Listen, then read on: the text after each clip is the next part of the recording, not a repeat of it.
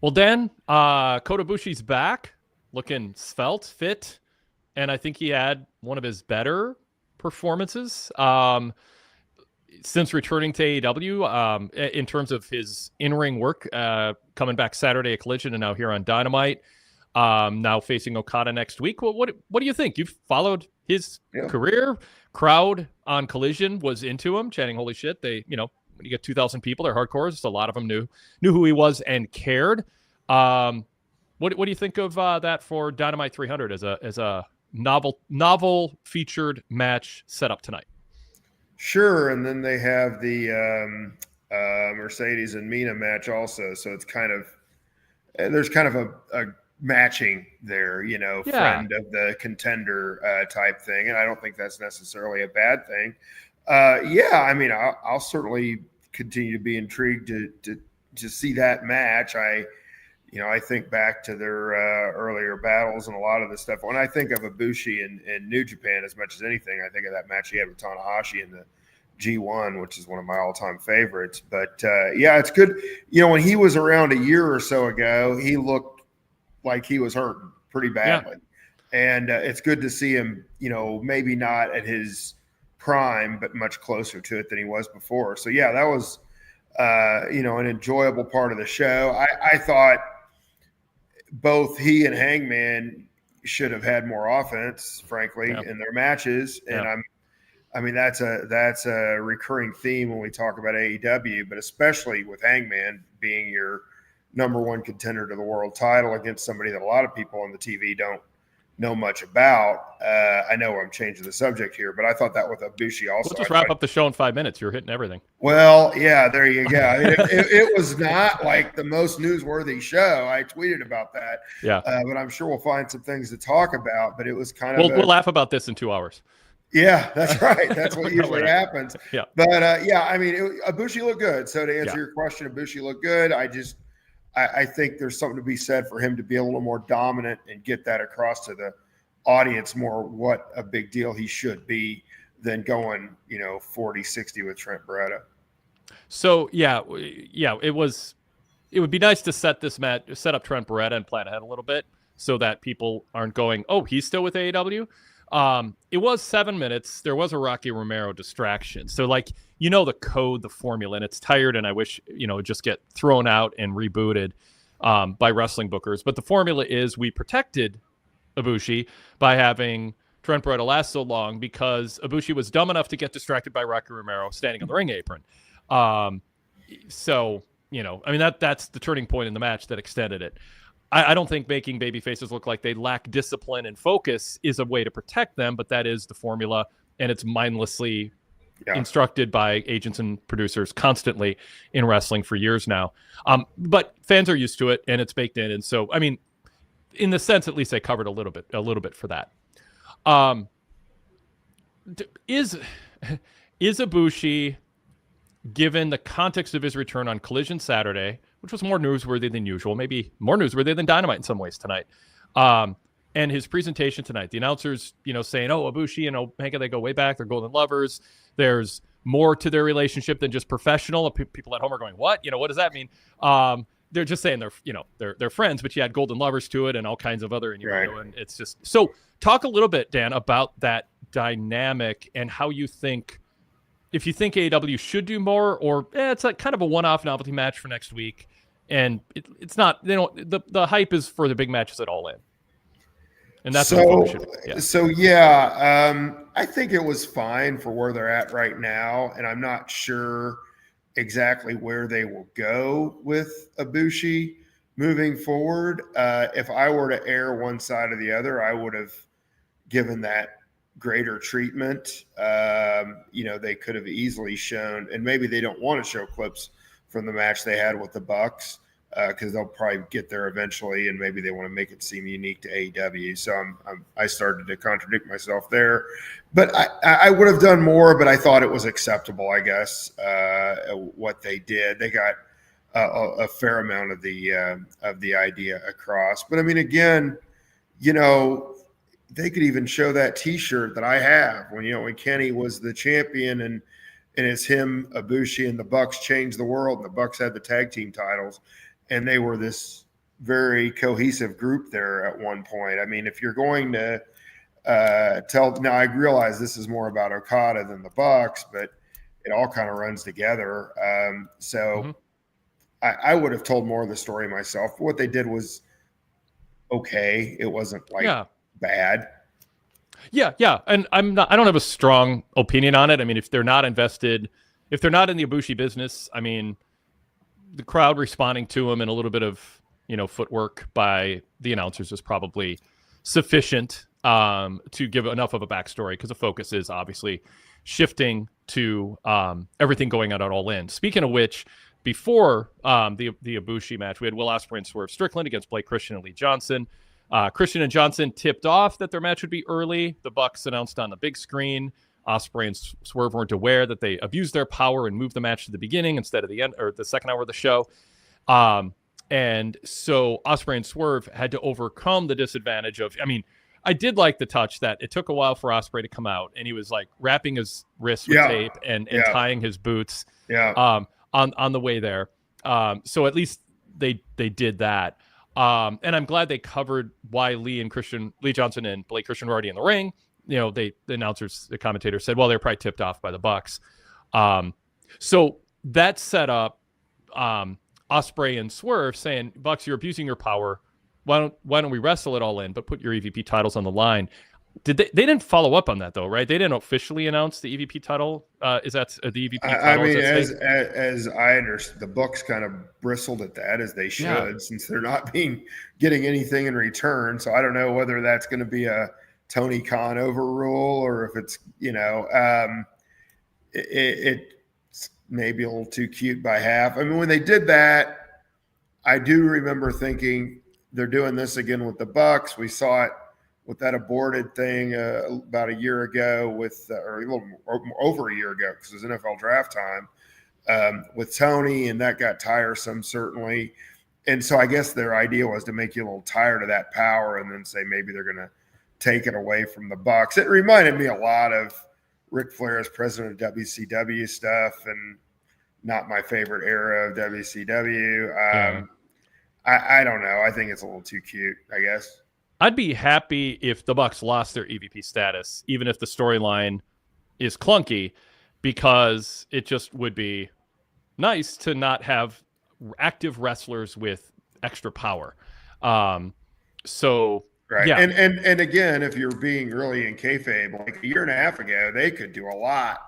Now they can move a match up an hour, and that's about it. Like, they don't really, it seems like for whatever reason, the power they once had is diminished greatly. But they do little things when it fits the story. So it just kind of it doesn't help me get immersed in the show at this point. It kind of makes me annoyed. So I'd like to see it go away, however that happens, and don't transfer it to Will and to Swerve and have them be too cute. Also, just have them, just get rid of it. I was worried that was implied that, then we get. I think Ricochet said something about it. I mean, not Excalibur said something about it. Yeah. And I was like, oh man, we don't need this. I mean, maybe I've just seen it too many times, and maybe some newer fans, maybe they enjoy it to some degree, but I don't think so. I think it's old trite stuff. And then the underlying question is, why does Tony Khan allow the Bucks to abuse their power if he is the boss with the most power? And maybe there's some. Now that I say that, I'm having a flashback to maybe that being covered, that it was the Bucks built something ironclad into the contract. Maybe somebody in the chat, especially Zach. I think that's right, but again, they've lost a lot of power compared to what they used to be able to do to what they can do now. It still doesn't add up. Yeah, so it's really clunky. Now I will say this, getting back, I don't want to forget this. Mm-hmm. I thought even at the beginning of the match, Osprey especially sold really well that he needed to get warmed up. Like, he was stretching constantly, and he missed a few moves early, and he looked a little sloppy early, and like, that was real. I thought that, like, given the storyline, was really good. It wasn't just the lacing of the boots and the tape and all that. He genuinely seemed like somebody that was like, he needs his full warm up, and maybe Swerve is more of a ready to go guy. And so if they were going to do that, I really liked how Osprey executed it. So what do you think of, just in general, the Bucks against Osprey? and Swerve as a match at All In terms of the use of the star power and setting aside a little bit the storyline that they're using to get there. I really like it. And and again, we talk about economics all the time. We talk about opportunity cost. So, last time I was on here, I made my strongest case for Hangman to be the contender against Moxley in the main event. I felt pretty strongly about that, and I'm glad they did it. Would it be a more compelling match, Hangman and Swerve against the Bucks, which I think was the original plan? Sure. But I think they've done a nice job going in this direction instead, and you have to realize it's not going to be quite as natural as that would have been in terms of intrigue and stuff. But I like that they had their issues, and now it looks like Osprey and Swerve are together.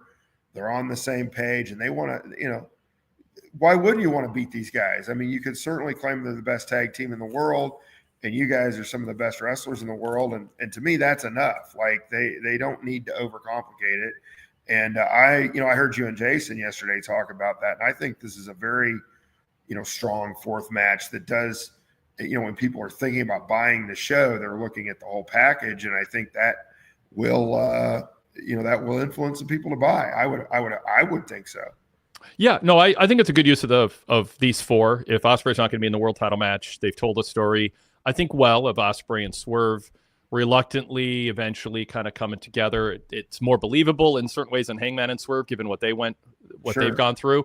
I don't even know if Osprey and Swerve being together is reluctant as much as just brought together by common enemies that instead of pursuing singles, personal goals, here they are, as they've told the story of Swerve and Hangman, especially kind of coexisting and having a common enemy.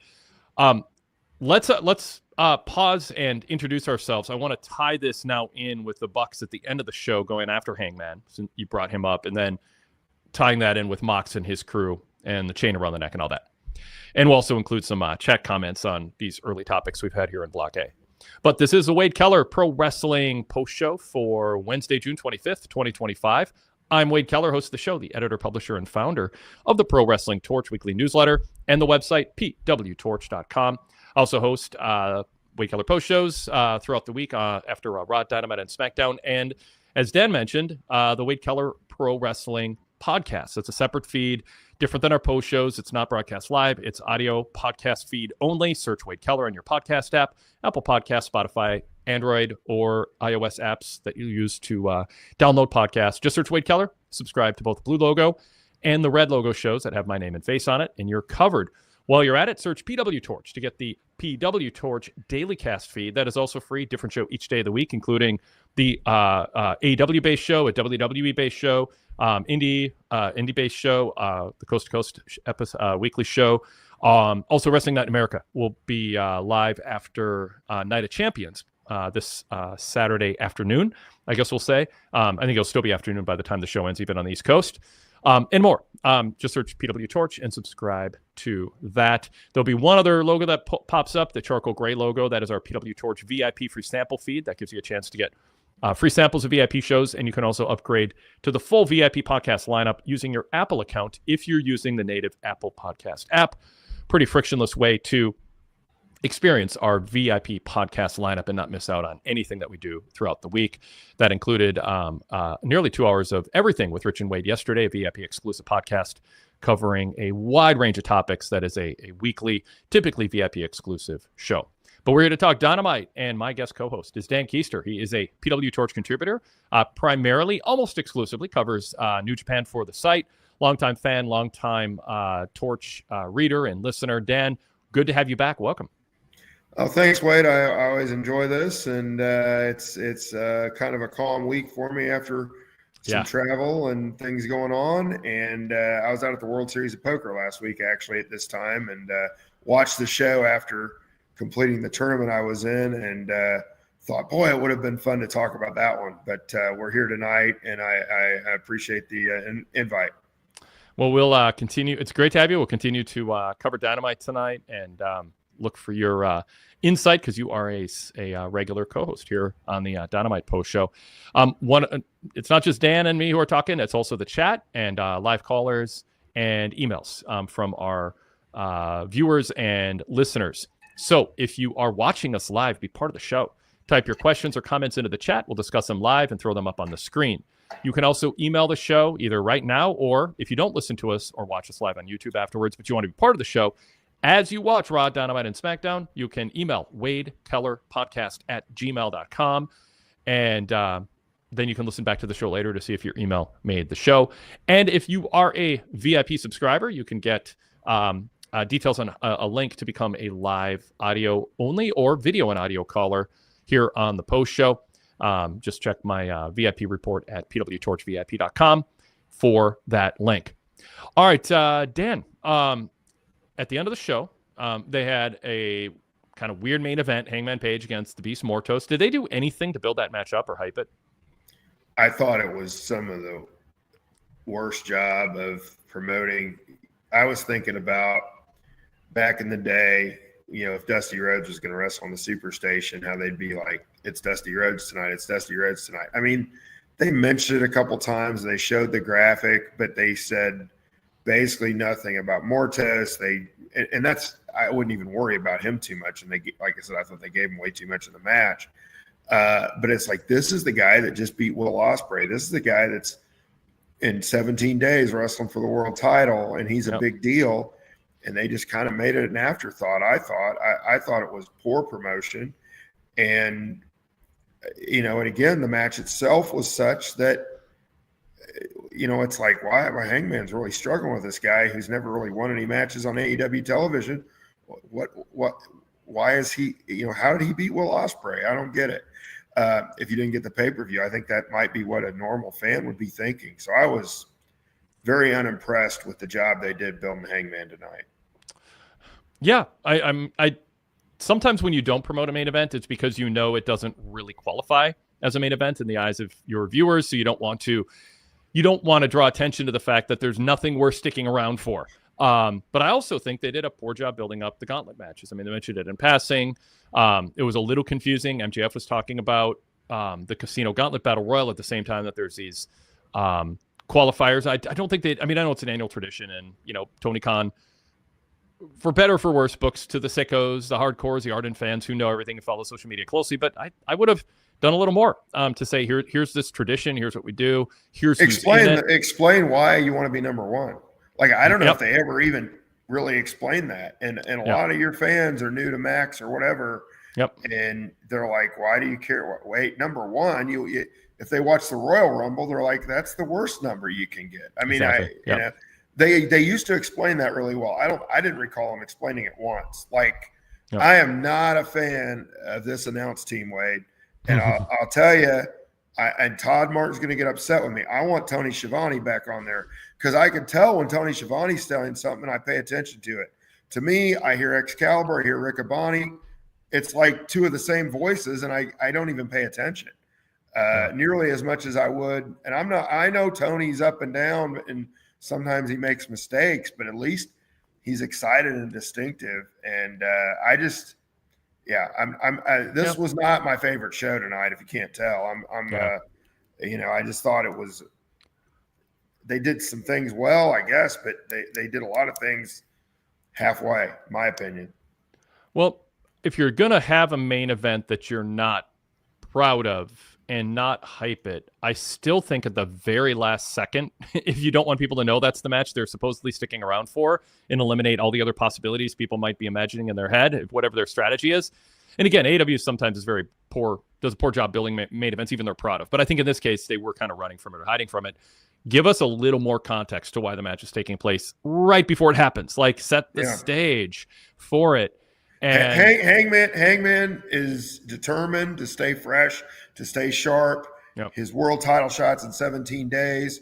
Mortos was on the winning. They did say Mortos was on the winning team last week, finally. Yeah. But it's like, this Mortos has been winning all these matches in ROH and blah, blah, blah. And Hangman's calling him out. And then Hangman needs to do a better job of controlling the match. Again, I can't stress that enough. I was sitting there watching that match going, if this guy's the number one contender, like, and this is the guy I'm behind. But they, and then his friends show up 90 seconds late. Why again? I don't like. They played the Deaf Riders music. Like they walked to the ring. Why are his friends sitting back there and just waiting for him to get choked out? There's many ways you can do it. I'm putting this out here for illustrative purposes, not to specifically say this is the best way to do it. But the Bucks abused their power earlier. They could have abused their power later and said, "Hey, Hangman, these Gauntlet matches went short. We have time to fill. Get your gear. Beast Mortos is available. You got to fight him. We don't care if you don't have time to warm up." Like they could have accentuated the Bucks abusing power. It would explain, because who thought the Gauntlet matches would each go only 11 minutes? We allotted for more time. You know what? They could have told that story, and then it would explain why they didn't hype it ahead of time, and it also would explain why Mortos got more offense in, over the course of the match. So there's ways to go out there, but you have to actually be cognizant of and be willing to hear people tell you or think yourself and acknowledge this isn't a strong main event, and if we're going to present it, we should honor our viewers with some context and build up, even if it's at the last second. What you suggested is fine. What I'm saying is another route. So I don't want to, dwell on it, because the match was just a placeholder to get to the angle afterwards, but there still should be a presupposition for why it's happening, as opposed to it clearly just being a placeholder. And then there's a politics of Mordo suddenly getting a push based on who he's dating. And some people I heard you and Rich talked about that yesterday. Yeah. And I mean, the audience doesn't know that. So I don't think the audience knows it, but they don't. You know what I mean? It's not canon, and a lot of people aren't paying attention to that kind of thing. I guess, I don't know if Tony assumes everybody knows or not. But anyway, go ahead, Dan. Well, what I was going to say, Wade, is if you do it the way you suggested, the other thing that does is it gives more credibility to the women as if they were the main event. And, I thought out of everything on this show, the stuff with Willow and Statlander is some of the most compelling stuff that they have. I'm not saying it's the best main event AEW would have ever had, but there's enough, those are 4 women that have been pretty successful relative to the men, honestly, in that 4-way, in terms of winning matches and things of that nature. And I think they could have said, hey, this is to see who's number, and then spend a little more time explaining why you want to be number one in that thing. There's the whole thing with Statlander and Shafir that you were wondering about. Like, they could have passed that off as the fake main event, I guess is what I'm trying to say, and then said, okay, now we've added a bonus match, and Hangman may not have his gear, but we're going to make him wrestle. I'm fine with that. Or I would have probably just said, hey, the main event is Hangman. I don't care who he's wrestling. He's our number one contender to the world title, and we're confident enough in him, and we're confident enough in what we've been doing that we think people are going to want to see him wrestle, period. And he's wrestling a guy that's done really well on ROH, blah, blah, blah. I mean, either way, pick a lane, but yeah, they were scared of what they were promoting. I agree, for the way it came across. Yeah.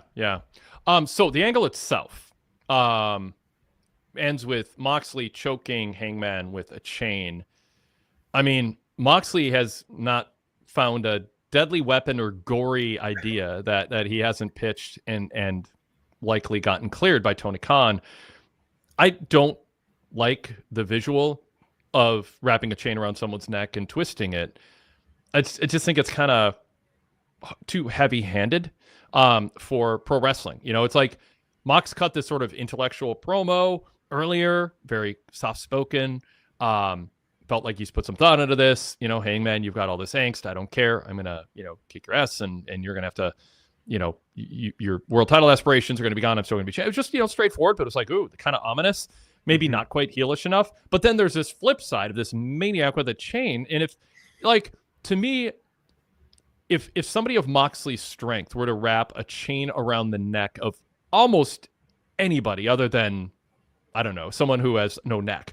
There's a few wrestlers who were candidates for that, maybe JC Mateo or something. They'd be survived, but they're not going to survive that. They're going to it's like why damage, real damage. It's like why Triple H never actually swings the sledgehammer into somebody's head, because their head would explode.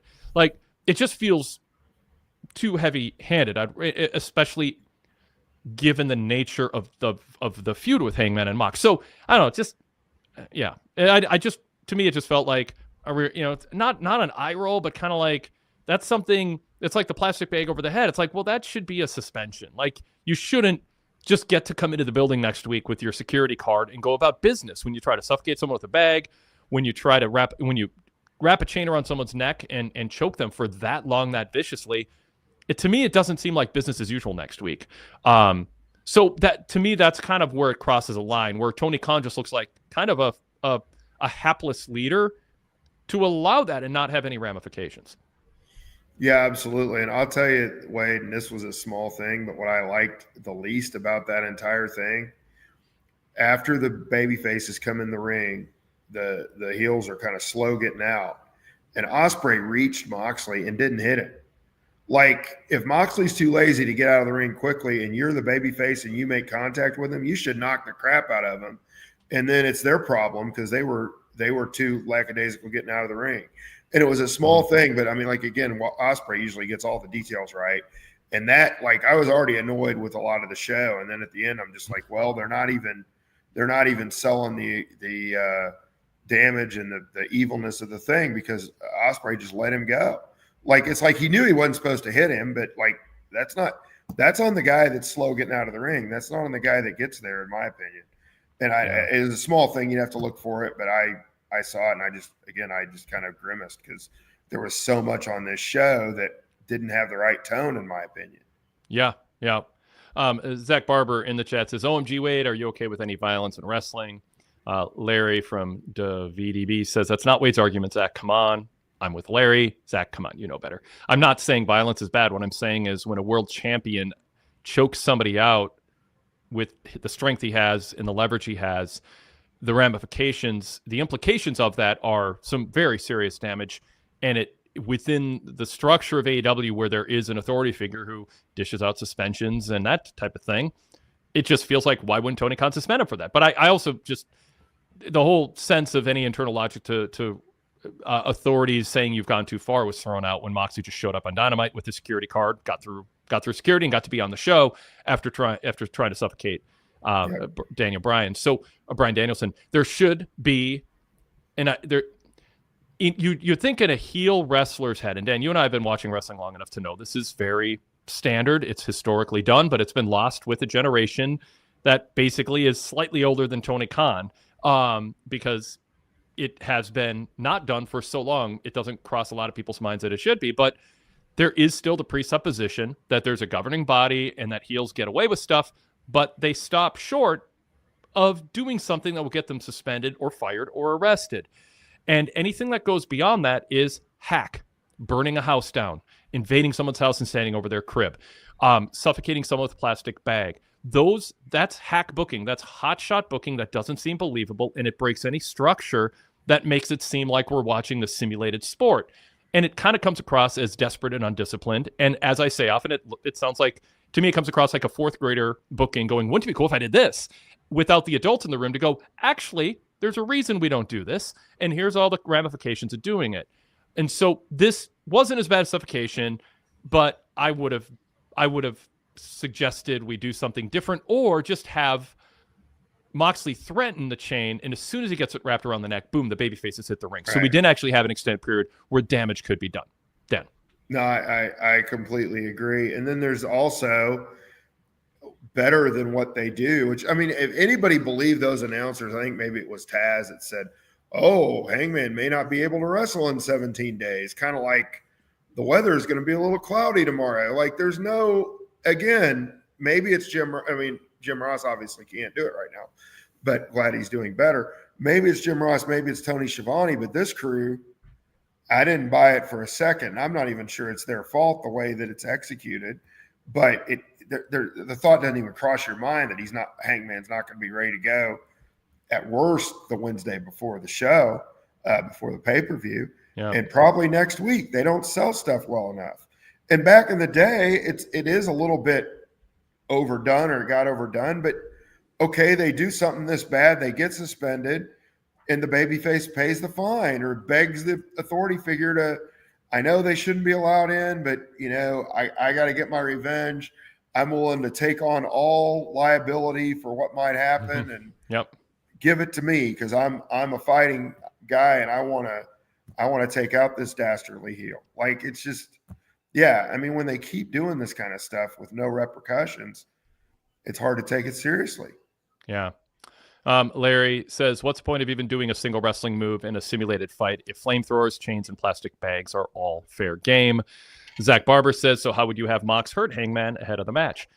I'd say the million moves that fall between a vertical suplex and choking someone out with the chain or suffocating with a plastic bag. There's a whole array of options, and 95% of them are acceptable in the parameters of what I'm saying, that won't constitute stripping him of a title and having him banned from the building and all that and suspended past All In. And there's a sweet spot of 10 or 15% of moves that you would go, wow, that's really damaging. Hangman's going to be hurt, but not so hurt that Tony Khan looks like a completely hapless, powerless, or callous, indifferent leader.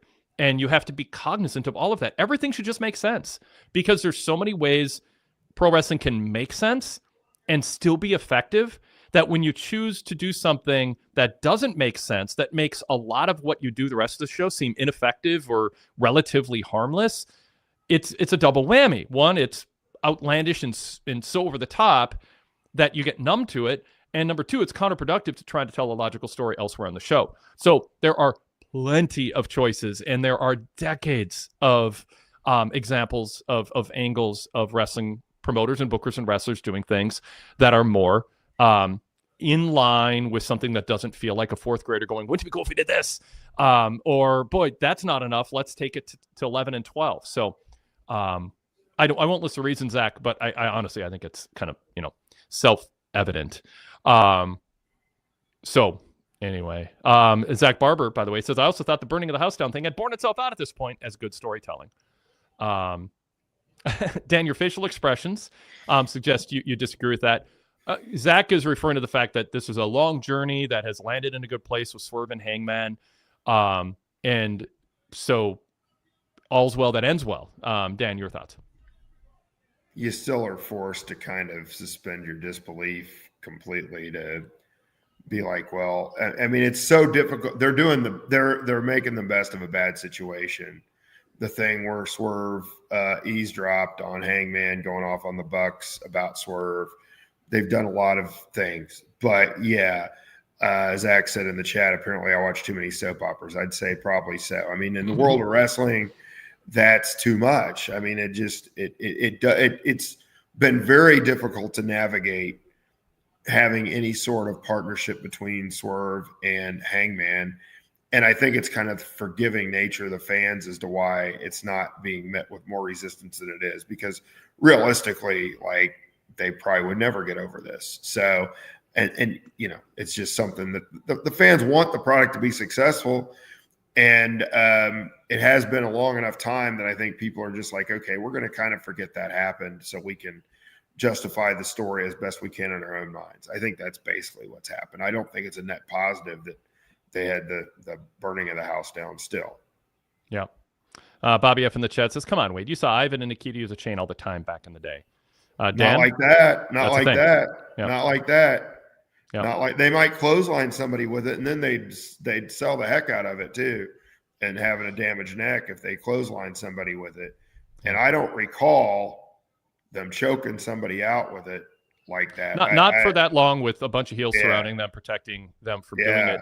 And I will say this: if there's an example of that being done, I would have been critical of it back then too. And I don't think I forget how they injured Hawk. But I don't even think they did that when they really had the heat angle with the Road Warriors and Paul Ellering.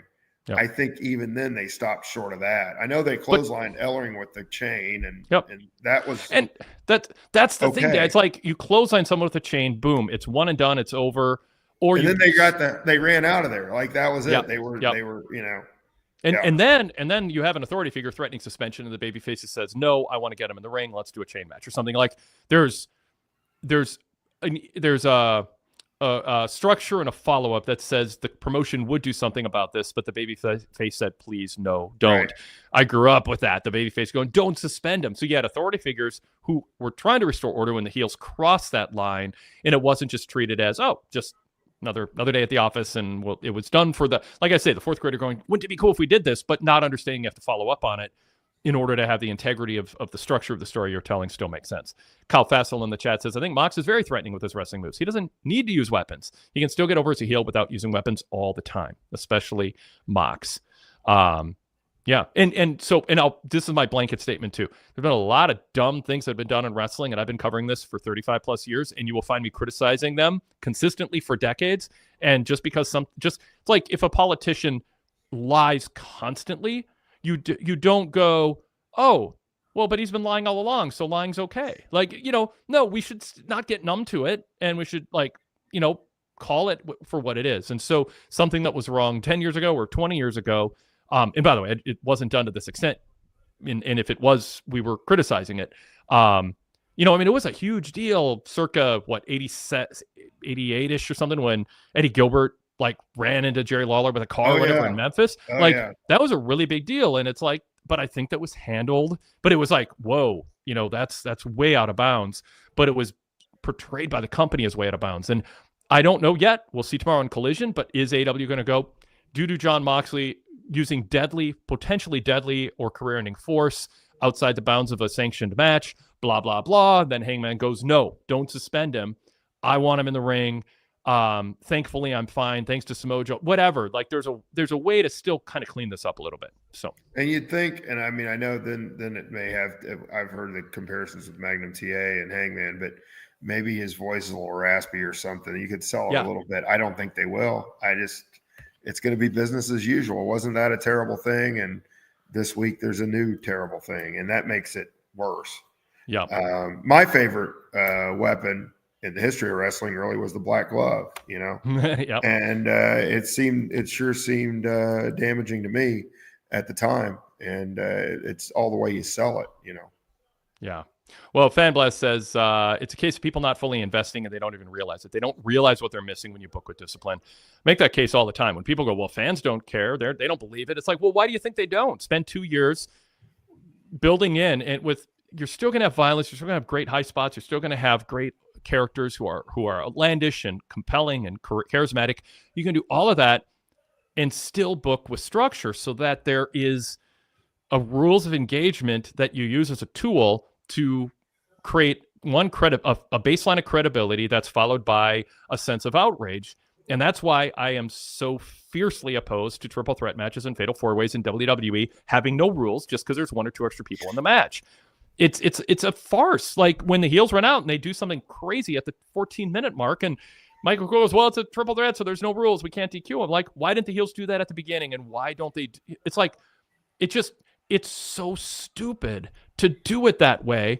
And it makes no sense. And you can take extra effort to make things make sense. It is a little more difficult. It's like when you're writing, it's kind of harder to use punctuation and grammar. It's just nice to not have to fix typos. But as a service to the reader, you fix your typos. You use punctuation. You use and I just use that as an example, as a journalist, as a writer, you're as a service to the reader, you try to clean up the mess. If you're a booker, as a service to the viewer, clean up the freaking mess. Yes, it's not fun to clean up illogical nonsense and excesses, but it makes the product better. It makes it easier to draw money. It makes it easier for heels to get heel heat when you don't have announcers after the thing that's done explicitly, traditionally for 50 years to get heel heat is blown out by the announcers as, well, that was a good strategic move, not by the heel announcer, but by the lead play-by-play announcer. You do what you got to do. So it's not the biggest deal on the show, but it was the last thing. It was a big angle at the end to try to get heat. And to me, it just kind of, it's not the worst thing, but it's in the category of things that I think is symptomatic of AEW being more over the top and hack and excessive at the expense of having things make sense and having things actually have impact when they happen. Unfortunately, because of AEW's track record, nobody at the end of Dynamite's going, ooh, I bet Moxie's going to be suspended as that match off.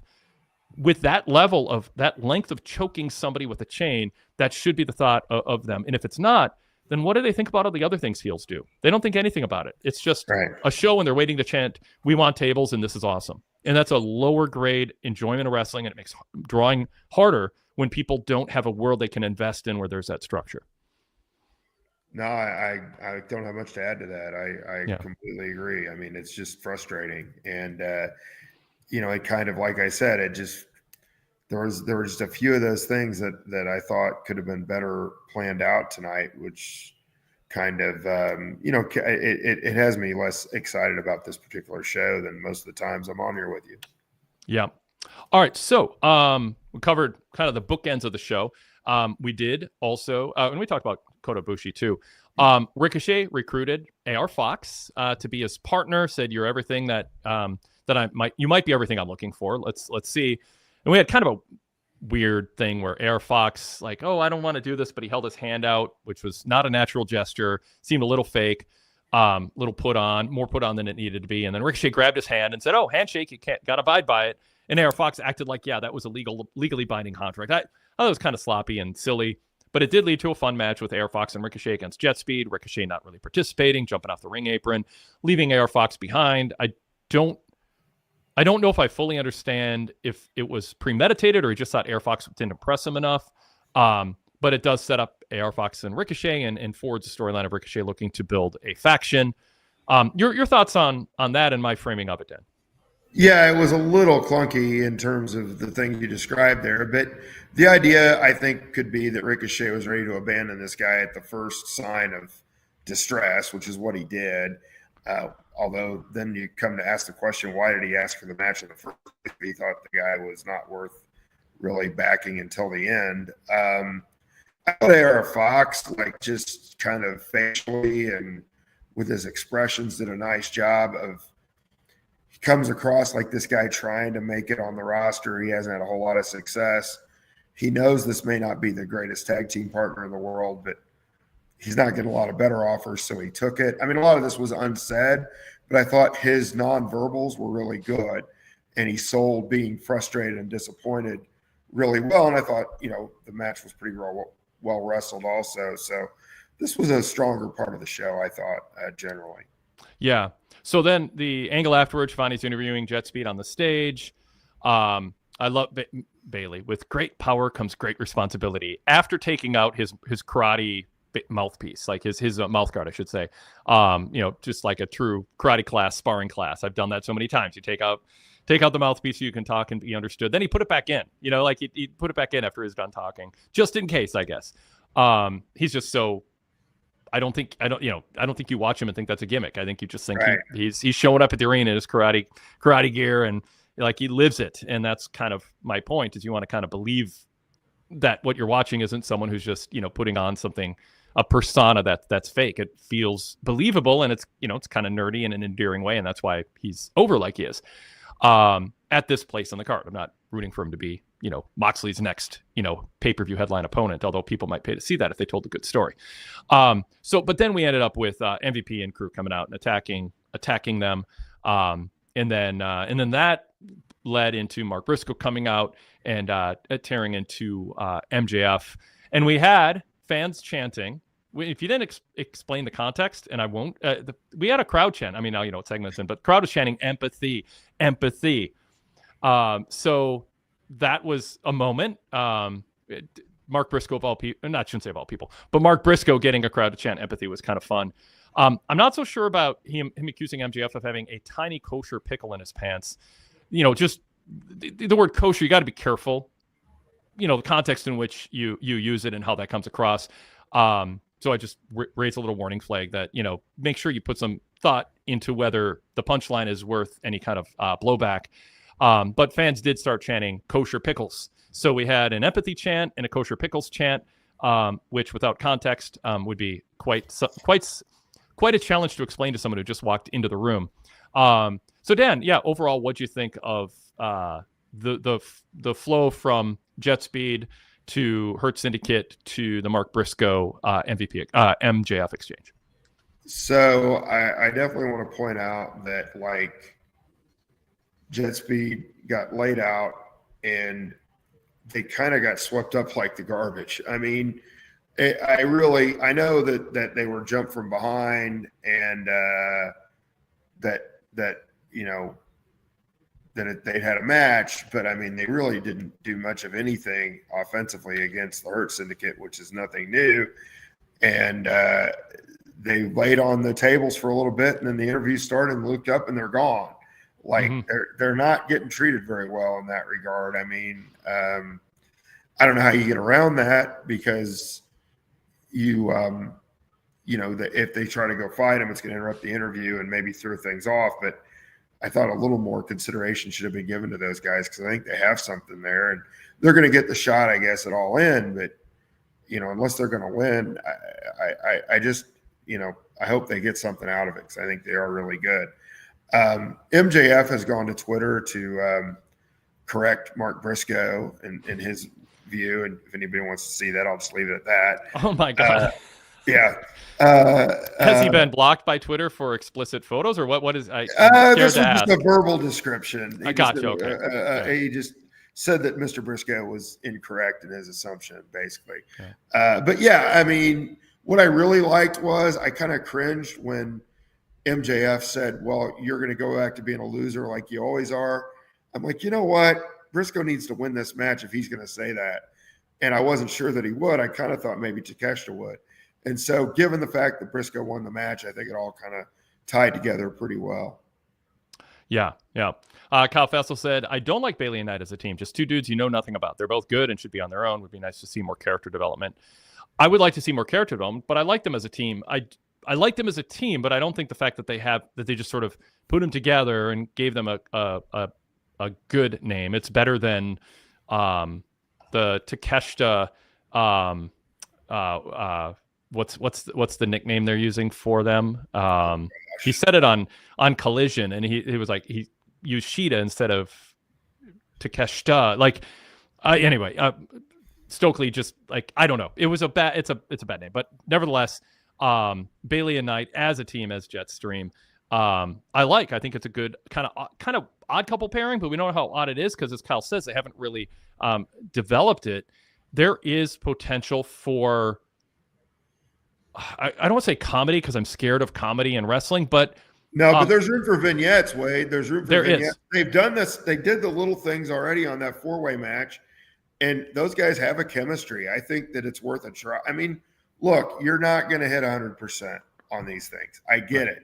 Yeah. But they've shown enough charisma that I think it'd be worth filming them training together or going to training together. Go to the strip mall. Go to the karate strip mall, rent someplace, and you have Speedball give a tour to Kevin Knight. Oh, and like really get way too excited about that area where people sign up for karate class, where the kind of the temporary walls and the see-through windows, so the instructor can watch the classroom, and then he can show off. This is where we store our gear. Here's the belts hanging up. Here's the certificate from when our school won the intramural with other. Like he can be just nerd out in his karate school and have Kevin Knight be like, "This is great, Speedball." Like Kevin Knight can kind of react how he would, and then Kevin Knight can take Speedball to where he trains. And I mean, you could do some fun stuff. Yeah. And Kyle Fassel he says they need to lay into Mike Bailey's karate stuff. There's some vignettes you can do for sure. They just seem to be able to bounce off each other pretty well, so I think it would work. Fanblast says, I can't believe a pseudo team like Bailey and Knight are fighting for the tag titles at the biggest show of the year. They're super talented, super exciting.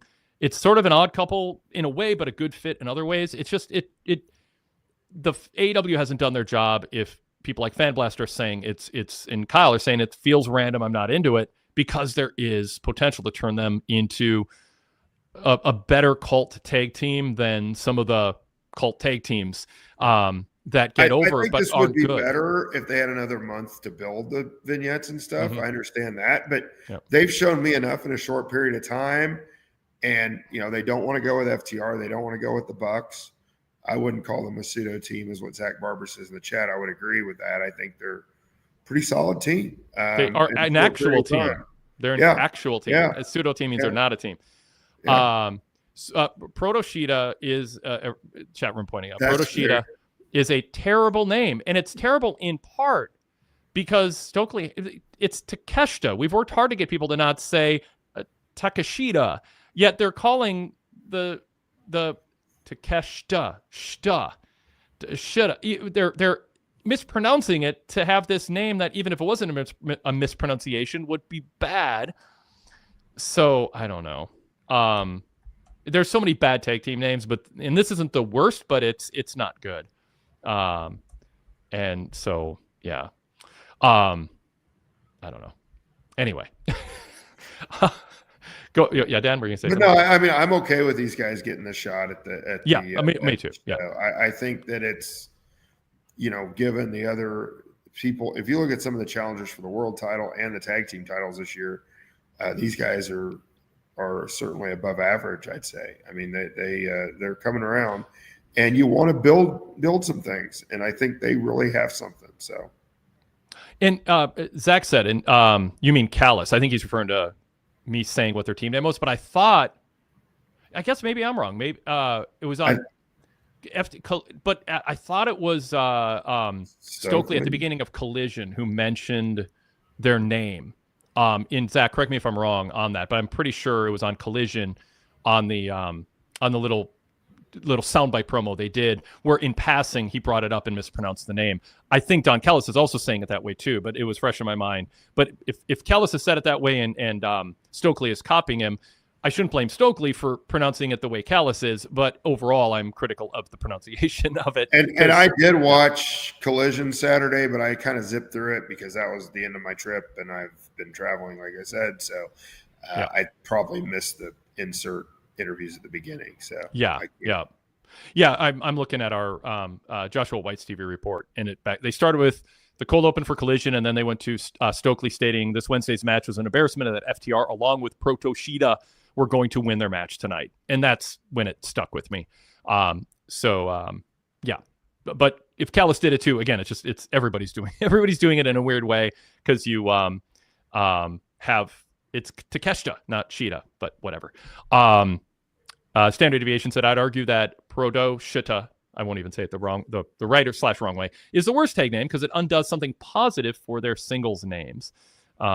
Yes. And Andrew H says you didn't miss anything by missing Collision. That's not true. Collision was good. You missed a really good Tony Storm promo. I watched that. No, I saw that. Yep. Like I said, I watched most of it. I just probably watched it maybe in an hour. I mean, I just, I caught up on it the next day, but I did see the Tony Storm promo, and that was excellent. And I'm just saying in general, there are times when Collision is good and newsworthy or has more than just good wrestling. And it had, an angle with Okada at the end, in the second hour too. So nevertheless, I mean, there was a more newsworthy than average Collision. So the general statement that is normally true was less true than normal, with Collision. Don't forget Collision airs tomorrow night, which they sort of told you about inductively. There are a bunch of Adam Cole's like, tomorrow night on Collision, I have an open challenge to anyone in the Callis family, but I don't think they had really fully driven home officially that Collision was airing on Thursday night before that, and then the announcers kind of caught up. So anyway, yes. So Dan, what'd you think of the four-way qualifiers? Anything stand out in the men's or women's matches? There were a couple spots that were a little clunky in both matches, I thought. I took some notes. I should look here, but I like that Briscoe won. I mean, if they're going to take the shot, if MJF's going to take the shot at him not being that successful, then he needs to win more. And I was glad that he won the match. Again, I thought with the women's match, they had something pretty compelling with Statlander and Willow. Not a whole lot happened there, but I guess, that may lead to a match, maybe at All In. And I think that is a pretty good story there. I thought also, Marina helping Statlander win, you kind of wondered, is she really supportive of Moxley and this recruiting of Statlander? So like some of the non-wrestling stuff, I thought was pretty good. And generally they were both, good matches, that were not completely predictable who would win. So that's a little weak for a main event, but a good addition to the show in both cases. So going in, we had Briscoe, Bandito, Roderick Strong, and Konosuke Takeshita, I guess we're going to call him now, if we're going to go with that team name, undo all the work getting shit out of the name of Takeshita, or just being more true to the pronunciation. But going in, and again, it depends on what they're doing booking-wise and the story they want to tell, but were you expecting Briscoe to win? Obviously, Roderick Strong was a designated jobber in this match, more likely. But, there was a Takeshita Okada moment we'll talk That about was that in a really second. strong. I definitely want to talk about that. Yeah. Yeah. So I'm glad I'm remembering that as I run down this match. I had that written down. We were gonna get to good. Sure. But Bandito's been on, got the vignettes, and then he's sort of been a collision only or occasional wrestler. I don't like when you seem like you're in the Bandito business, and then he doesn't really have anything relevant that's on people's minds. It's not making the feudometer or the feud tracker column in the Torch. It's like he's just sort of, we've introduced him, but now he's just going to float around, and you have to be a completist to see him. But suddenly he's in a match where he could earn the number one entry spot. And then you have Takeshita, who seemed, like a more credible person who would want to get that advantage than a babyface in Briscoe. So just what do you think of the booking? What do you think they're doing there? So again, going into the match, I was like, well, Strong's not winning.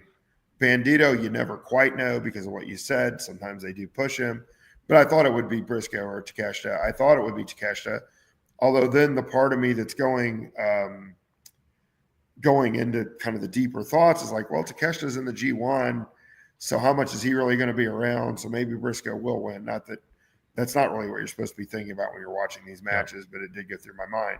But again, I mean, Briscoe gives so many great matches, usually loses. He beat Ricochet the one night. We talked about that last time. Yeah. He's got to win every so often to keep credibility. And, I don't think he's winning the Casino Gauntlet itself.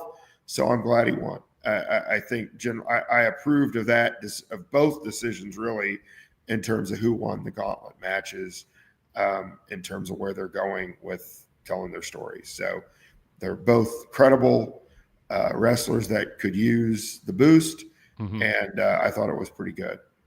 I will mention standard deviations comment. I'm glad he reminded me of this. Bandito had a concussion. That's why he wasn't on TV after the vignettes. So in defense of AEW, it'd be hard to keep his momentum going when he's not cleared to wrestle. So in this instance, I retract and correct my criticism. It is, and then I'll add this just because, there is a pattern of AEW having, promoting somebody and then they kind of disappear into Collision or ROH or something like that without explanation. But in this case, and I had forgotten that, and now it's coming back. That is why the momentum stopped. That said, it'd be nice to sort of reintroduce them a little bit, but those vignettes were kind of weird to begin with. The wanted poster stuff, it felt a little, WCW mini movie, Ole Anderson, Sharon Sadello era. Dan, you'll nod to that early 90s reference, pre-Nitro era, where it's like, are we supposed to take this seriously? And if not, who produced it and to what end, and why are these wrestlers participate? I mean, the whole thing was just silly. And to be, because I read Ole's book, Ole didn't want to do any of that crap, but he was told to do it, and he liked the paycheck, so he did it. Yep. So, he definitely knew better, but it was quite. He was getting paid not to know better, and so he was willing to not know better, at least publicly. Yep. Kyle Fassel, interesting comment in the chat. I feel like Briscoe's where Eddie Kingston would be if he was around. Briscoe's good. He needs to win, as you said, more often, but there's something there with him. And I don't know. I mean, the Eddie Kingston comparison is good. I mean, that makes sense. But he's good on the mic. The fans like him. I wish kind of he was protected a little bit more over the last year. Right. And that's just to reiterate, that's why at least you like to see him get something. Yes. Oh yeah. And I wasn't even trying to be critical of the outcome tonight as much as I was kind of thinking, Takeshi's probably the leading contender. Briscoe loses so much, probably not him. Bandito, they could start giving more of a push to him and have him win, and it certainly isn't going to be Roderick Strong. Briscoe could be, to a degree, AEW's Jey Uso. Just that X-Tag wrestler who just the fans are behind. Because of that, you push him harder in a meta sense. Fans appreciate you're doing it. I think Tony Khan would think he's kind of done a version of that, and I'm not saying, but like, I would rather have Briscoe having a run as TNT champion than Adam Cole. I would put him in that spot. Just make him a guy you tune in on every other week on Collision. He's defending the essentially TNT TV title. And I'd be more into that. By the way, as a sidebar, Adam Cole in NXT, it was like, it worked. He was like a good acquisition. People thought a really good acquisition. Totally underestimated by Vince McMahon. And now he just does, in that promo tonight, he did the same mannerisms and body language he always does. There's nothing new about his act. He's still saying, closing with, and that's undisputed, like it's clever. And it's not even their team name anymore. And it just feels like he's going through the motions. He's this derivative, tired, played out, stale version of something that was happening, that was sort of fresh 5-6 years ago. And it just like Jericho reinvented himself a lot, and he didn't always reinvent himself because he got stale. He did it because he wanted to preemptively not seem stale, like he was riding it. And Cole, it just seems like he's being jostled away from something that he's doing. Oh, it's your time to do a promo. And he walks in and does the same thing he's always done with the same just kind of body twitch mannerisms that he does in his promos with a head turn and that kind of thing. It's like, give me something fresh. I just, there's so much talent there and charisma.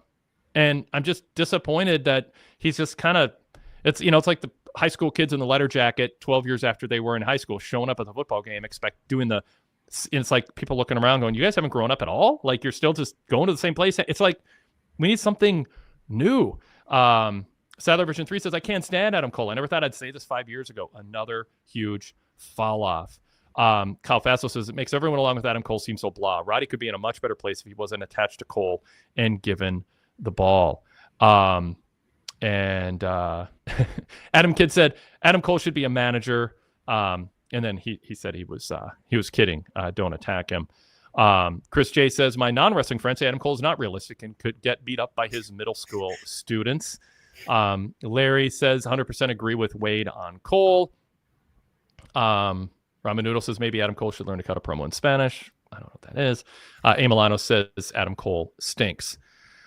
There is the size issue with Adam Cole. I mean, when I think the way he's gotten certainly past this at times and been super over. So it's not a disqualifier, but like he couldn't do arm gestures that would accentuate his narrow shoulders and relatively thin arms more than the way he carries himself walking to the ring. Like artfully speaking, the presentation of the act, it accentuates some negatives too. And if he was doing everything else right, it wouldn't matter because it didn't matter. But there are people who look at him and go, this guy, we're supposed to think he's tough. And they're just not, I don't know.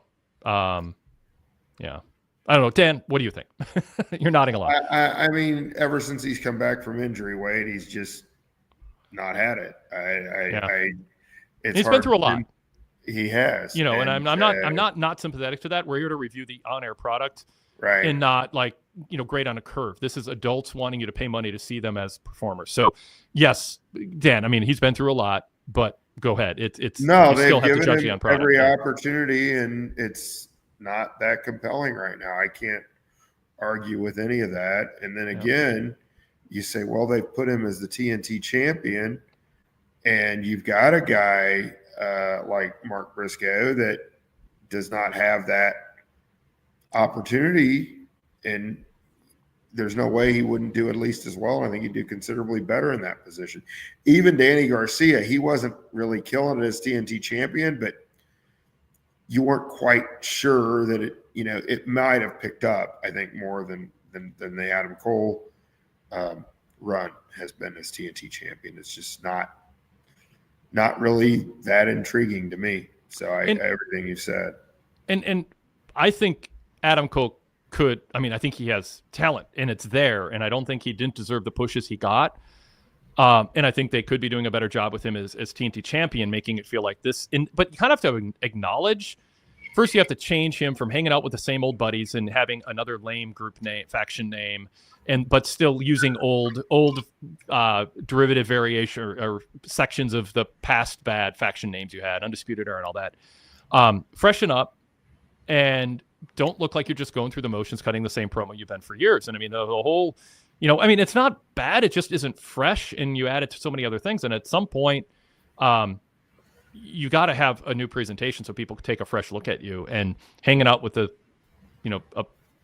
same type of people, or sometimes literally the same people, and just changing your faction name. And I don't know, and just go and have standout matches. And if you can't, then be in a tag team and protect yourself and give somebody who can have those matches the TNT title. That's on Tony Khan too. If this is supposed to rehab Adam Cole, that message has not been sent or delivered or produced. So maybe he shouldn't be champion if he's not ready to go out there and just have killer matches as essentially a TV champion on Collision every other week, creating buzz-generating promos and matches. If he's not capable, he had injuries. Adam Kidd said the injuries really hurt Cole. The Devil storyline, as Kyle says, hurt him too. Derek Mitchell says there was a time Adam Cole was viewed as the next Shawn Michaels, but he looks more like Michael Shane in TNA. So yeah, I mean, if he has it in him, then be in the Adam Cole business, go all in on it. But it's sort of this halfway thing. And it's sort of, we gave him the TNT title and he's cutting a promo on Dynamite to make you tune into Collision, but it still feels halfway and stale and derivative and played out. So there's fresher talent that I think are ready to go and deliver. And maybe Cole should be in a tag team where he can be protected more. And they could use some good tag teams in the division right now. Sure. Yeah. On the women's side, Thunder Rosa, Chris Statlander, Athena, Willow Nightingale. Athena, I don't like this use of her. I think it should be a big deal when she's on Dynamite with what she's done and produced. It should not be, she shows up and then she disappears again into the ROH sphere. It cheapens what she's done and who she can be. So I'm against that. She has this ROH character. It hasn't been established in Dynamite proper in the universe. So yeah, Dan, elaborate on that. I don't know what to say other than that makes sense to me. I mean, she's just, the one thing I did say is the reason I thought the women's match could be a main event is they have 4 highly successful wrestlers that were in the match, and you could see any of them winning the Gauntlet or winning the number 1 spot in the Gauntlet. So that perspective I like, but I think there's been a lot of people that have expressed frustration that she has not been treated like a bigger deal. I can't remember the featured singles matches she's been on Dynamite, and yet she's done so well in ROH that it seems like that's a missed opportunity. They just don't seem to know what to do with her, and I don't think she's really dropped the ball where that's fair. Like, look what NXT has done with Blake. I'm forgetting. Monroe. Thank you. Yes. That has been this coronation of an arrival of royalty. Like, this is a big deal. And Athena could have gotten that kind of treatment if there was a stronger wall between the ROH world and the AEW world. And for her to just drop in and then not, be treated as a big deal and not advance, it just defines her down. It takes away that moment. It's why I didn't like when Vince McMahon was just bringing NXT wrestlers. I know there's a snowstorm once that, but then at least honor the NXT storylines when you do it. But don't bring people in and then I'm not even crazy about in the Royal Rumble having NXT wrestlers show up if you believe they're going to be a big deal someday. If it's a long enough distance, it's not a big deal, but I still am against it. I think the first time an NXT developmental wrestler shows up on the main roster, it should feel as big of a deal as the NBA draft tonight when there's these college players getting drafted and they're tearing up and their parents are crying and they stand at the podium and it's you've advanced to another level from college to pros. And that's what it should feel like to wrestlers when they finally make it to Raw. But when you're just thrown in a Royal Rumble, it kind of takes away that first being a big deal. So that applies in certain ways to the use of Athena here. I would prefer that they not use her at all on All In and not have had her on tonight and just held her back and then bring her in as a world title contender right at the top when she comes in. It's worth the cost of missing out on, because you're not getting that much from having her on these big shows if she's not featured anyway. So why not just leave her in her own little world there until you're ready to bring her right in? And she should be, in my opinion, right up there with, Mercedes and Tony when you're ready. She's that good. Yep. And, they don't have an overwhelming number of candidates on the women's side to put at that level, in my opinion. Yep. And she's one of them. And even if you don't believe in Athena, if you're Tony Khan and you don't really believe in that she can be, Blake Monroe level, somebody you want to push to that degree or deserves it, I mean, you still get more out of somebody when you treat them like a big deal. And I just think it's pretty clear Athena is a big enough deal to deserve to be protected more, so her debut means more. Or when she debuts, she doesn't then disappear again without explanation. And that was kind of where the Bandito comment came from. Is it's a pattern in AEW, even if with Bandito there was a concussion issue that explained it. We have let's see, there it is, a chat from Kyle. My internet is suddenly lagging, or the system is. AW Kyle Fessel in the chat says AW dilutes a lot of debuts from having people come over for a match or two. Athena, Osprey, Okada. Yeah, there is, the New Japan visits hurt, but if you don't know, like Gabe Kidd, remember that big deal, Dan? Gabe Kidd. It's like, well, is he going to be around or not? Like, there's all these. If you know who he is, you're excited, and then he goes away, and you're like, well, okay, he's visiting, but he's primarily wrestling somewhere else, like Osprey and Okada But the difference on that is, like, the Forbidden Door shows, I think, is maybe what Kyle's talking about. I mean, that's to me, that's okay, because you're bringing in the stars of two companies for a combined show. It's not that we happen to have this show, we're going to bring this random person on who's kind of a big deal, but we're not going to treat her like she's that big of a deal, and then we're just going to send her back on her way. I mean, when there's a purpose for why they're there, and they're in main events or semi-main events because it's featured in the top of New Japan, I don't think that's the same problem unless he's talking about something I'm forgetting about. Yeah. Chat's largely agreeing with us on this. So, Chris Stanley, what do you make of? You saw some Collision on Saturday? What do you make of Moxley kind of giving? Chris I saw the thing that the Moxley speech to her. I thought it was very good. She sold it well. And the thing I was wondering is Marina going to buckle and get upset about this, which gave me more reason to want to watch that match. And I really like, they don't do it this way, but the way she bullies Wheeler Yuta goes back to BTE. And it was hilarious on Being the Elite. And it's a cool throwback for the people that know. And so that's kind of beside the point, but I really like how they do that. I like that story. I think it would make sense. I think in the end, Moxley's going to be this heel that was trying to bring the company forward, and Statlander probably has had some wasted potential. So they could do something with that, I think. Yeah. So it's not exactly the same, but similar to another topic we wanted to cover in Okada and Takeshita. Takeshita going, this is only temporary. Okada muttering under his breath something and kind of chuckling like, yeah, whatever, and walking away.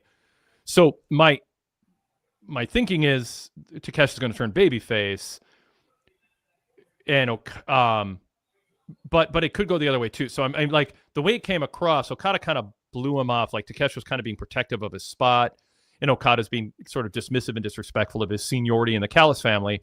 But it could be the other way too.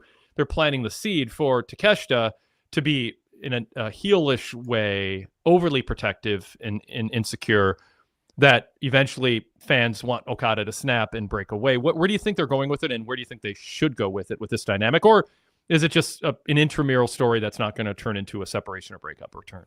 So the first thing I would say is, and I liked what they did. I thought it was good. I would have been perfectly okay with that all being nonverbal, because Takeshita was doing a really good job nonverbally showing his aggravation. I didn't think for this week he needed to, again, you can slow build a little bit more. I think they could have just left it at that, but they went a different direction and it was good. So I can't really complain. If I had to guess the way they're going, it's the first thing you mentioned, that, if you've watched, I saw this on Twitter or whatever, like Don Callis, when he introduced Takeshita to the family being the greatest Japanese wrestler, blah, blah, blah, blah, blah. He then said the exact same thing word for word about Okada in front of Takeshita. And so it's this disrespect to Takeshita that I think he's gonna buckle back at eventually. And who knows? Maybe it's because Okada has this unified title and Takeshita goes after that. It may be a ways away, because again, Takeshita is in the G1. I know that's not really something they want you to think about for the AEW storylines, but G1's starting pretty quickly after All Ends. I think you have to at least be aware of that. But how will that play into the AEW world based on what you expect to see or hope to see? Probably they'll mention it like they did with Nick Wayne tonight being in the Super Juniors, but I think Mhm. while he's in G1, they probably won't pay that much attention to it. So I feel like he may be kind of either forgotten about or written out of a story or something. And so, I think that's going to temporarily delay this thing coming to fruition, if I had to guess. Yeah. Standard Deviation says, I hope Takeshita wins the G1. Do you have early favorites or anything for that? I mean, is it too early to ask for that? I need to look at the blocks a little bit more. Yeah. I mean, Zach's always a contender. I'm glad they have Tanahashi in there. He's obviously not going to win it, but it's his last one. Mm-hmm. I mean, Takeshita's is a strong candidate when you go through. I mean, I don't see Goto winning it with holding on to the title. I think they'll use that to build challengers like they always do. But Oleg Boltin, like, is a super dark horse. Yep. Like, I like him a lot. And he's their guy, although Takeshita, as somebody mentioned this, may have been on one of your audios, I think, Wade, that they do a really good job of New Japan feels like Takeshita is their guy, and AEW feels like Takeshita is their guy. And I think it's partially he's so willing to work so much that it works out really nicely. I mean, he had a good run as never openweight champion, and he's been a great addition to New Japan, and I think he's been continually really good for his development.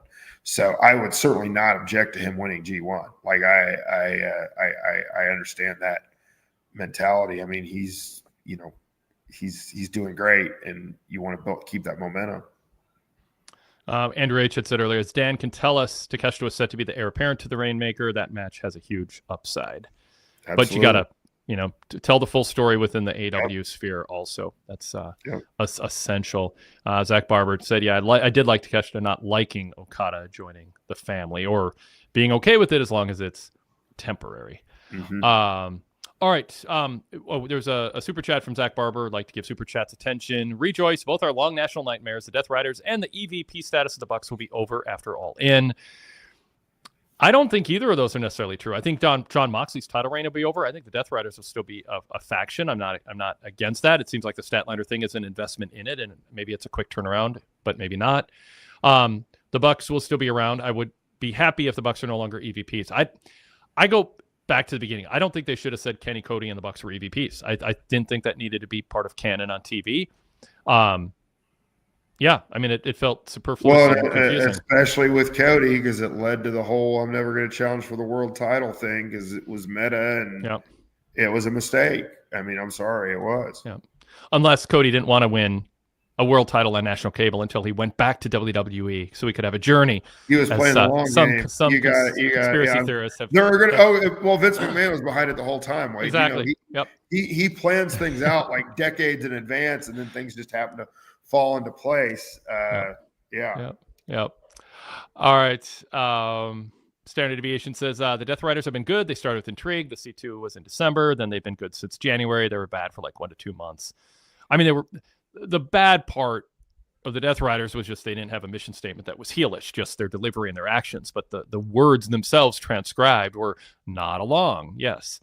They made the baby faces look so bad when they'd be out there gathered in the parking lot one week, and then I know it's not so much their interviews, but it's like, again, it's the booking. Like they made babyface look like idiots in some cases, and it made you just not want to root for these guys. Yeah, exactly. Zach Barber says my point is All In will clean up a lot of the mess, and yes, I there is definitely potential for that. Okay. A couple other things. Standard Deviation says people talk about them like they're killing the company. It's ridiculous. I think the Death Riders have been a lightning rod for broader feelings about the AEW brand. So anyway, okay, let's go to an email from JB and see if he brings up some stuff we haven't yet or just chimes in on things we already talked about. He's got a few points here. JB from Detroit emails, wadekellerpodcast@gmail.com. Everyone's welcome to do that. I'm glad the Mercedes-Tony feud seems to be heating up appropriately. I think the brawl was a good way to open the episode. I like that. I mean, I don't think having Mercedes talk a lot is the way to get people excited about this feud. What do you think of the show opening angle, the format and execution of it as a follow-up to what Tony Storm said on Collision on Saturday?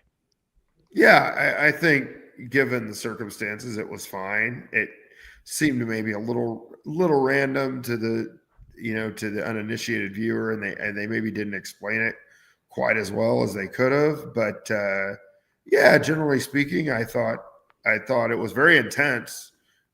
Which, if you're going to do that kind of thing, you need to execute it well. And so it got the show off to a pretty eventful start. And yeah, sometimes it's the placement of the angle. Like, you don't want mid-carders opening the show with a backstage or stage brawl. You save that for matches because you want to send a message to viewers. It's not always what's said or the angle, it's the placement. It's like the Beast Mortos feels like a big deal because he was in the Dynamite main event, or a bigger deal. Not anybody gets to be in that spot. So what is that? So people kind of go, oh, we should think of him maybe differently than we had. He's been in main events now. So that's a match that should be basically the co-ticket selling driver for the show. It should be top 3 or 4, as we talked about on the flagship.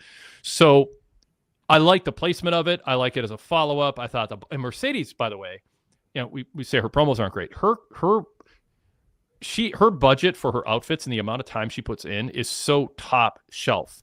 And not everybody notices that stuff. And I'm not like super fashion aware, but I think I notice her. Like, I notice that she, and Toni Storm does too, but like in WWE really works hard on this, and they put money and time into it. But you can kind of tell outfits that, and for some people they shouldn't, have fancy outfits. I mean, right. Mark Briscoe. Yeah, but he should have a certain look. Like Roderick Strong, just anything he tries, you're gonna roll your eyes at. He's just a boots and tights guy. Same with FTR. But for Mercedes, she looks major league. When you want Absolutely. that. I thought Toni Storm did a good job. This is kind of combining Collision and Dynamite. Did a good job putting a positive spin on, or I shouldn't say spin, a framing on Mercedes holding all these titles. And Tony's like, none of those matter collectively as much as this belt right in front of me, and that's why you're coming after it. What I did not like, and this plays into it is symptomatic and revealing of bad instincts. And so Excalibur, I'm sorry, but he goes, the belt that Mercedes doesn't have, that Toni Storm does have, is perhaps the most important of all belts. That Mercedes is perhaps more important than all of Mercedes' other belts. It's like, not perhaps, that's your number one women's championship. It's the women's world title. You can't, it just plays into the idea that there shouldn't be all these belts on TV. You shouldn't be a belt mark, or the belt collector gimmick waters down your belts. I would argue AEW Dynamite should be a sacred environment where no belt belongs on here that isn't governed under the auspices of AEW and Tony Khan. Like, we have belts for a reason. That no NFL team is going to bring a UFL trophy with them if they win the Super Bowl. Like, just, there should be a few belts and they should matter. And having, when Kenny Omega was doing it, and precedent is not justification. This has been done before in other companies. I don't like TNA's belt being in NXT. I'm down on all the belts, but you need to have your lead announcer, the voice of the company, understand that your AEW women's title is more important, decisively, definitively, indisputably the biggest deal. You're trying to freaking sell tickets to All In, and you have your lead announcer hedging on whether the belt that Toni Storm has is a bigger deal than all these trinkets, as Todd would put it aptly, that Mercedes is walking around with. That the vast 99% of the fans don't have an attachment to all those belts. A rare few, or in some cases, none of them. So, bad instincts there. But I thought Tony did a good job going, this is the belt you want for a reason. It's the most important belt. Dan. No, I mean, and that, they're doing a good job with that match. I mean, it's again, Tony had an outstanding interview on Saturday, and it made sense to have that intensity. And I did also notice, I mean, just, Mercedes, the attire, it's very, impressive, professional. I mean, she looks like a star, and that's worth a lot. So, yeah. That's and she needs that. I mean, there's other things she doesn't have. And so, I got to have that. Derek Mitchell said, like Mercedes Moné or not, she always looks and conducts herself as a star, something lacking. in AEW. Sadler Version 3 says, does AEW saying their belt is the best damage the reputation of those other companies' belts that she's holding? I don't care. I'm AEW. Right. They don't. Those companies don't have to say that AEW's belt's the most important on their TV. Right. And by the way, the AEW belt is more important than all of those. I mean, I'm sorry, but Mercedes is a full-time AEW wrestler. It is a national cable show. It is the number 2 brand in the United States. Someone can make an argument about some belt being in the conversation with the AEW women's belt, but I'm sorry, Mercedes, Toni Storm holding the AEW women's title, the original, the most important, the world title. And it's a bigger deal, and it just should be a given. The in-house announcer says that.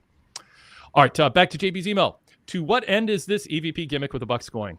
With the title of EVPs now going to be on the line with the Bucks and Swerve and Osprey all in, then who's more likely to win? Does this gimmick just muddy the waters of what is likely to be a great match on its own? If it's to get the EVP title off the Bucks, I'm for it. If the Bucks keep the EVP title and it's just giving a little something extra to the match, I'm against it because now you're almost creating a fake title in a sense. False hope. Yeah, false hope, but also I don't. I think it's just a way to add a little.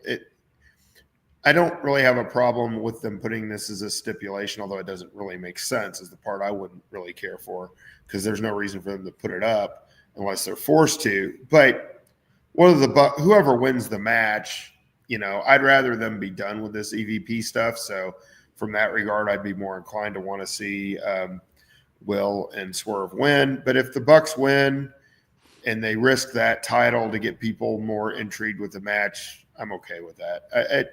It's just a little something extra, I guess. It's not a huge egregious thing either way. It's going to be a great match.